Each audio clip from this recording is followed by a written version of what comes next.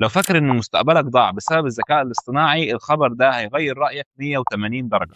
في الوقت اللي فيه شركات كتير بتقلل تعيين المبتدئين بسبب الAI، IBM قررت تعمل العكس تمامًا. الشركة أعلنت بشكل رسمي إنها هتضاعف تعيين المبتدئين في 2026 3 مرات.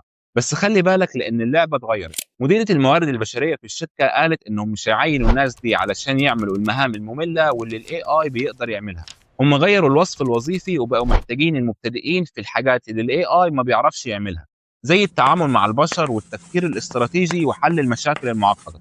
الشركة عملت كده لإنهم عارفين إنهم لو ما جهزوش جيل جديد دلوقتي، كمان 5 سنين مش هيلاقوا مديرين شاطرين يقودوا الشركة. فالخلاصة إن الAI مش هياخد مكانك، بس الشخص اللي بيعرف يستخدم الAI وبيطور من نفسه هو اللي هياخد مكانه. السؤال دلوقتي ليك، هل أنت شايف إن الخبر ده بداية جديدة والّا مجرد استثناء؟ اكتب لي رأيك في التعليقات.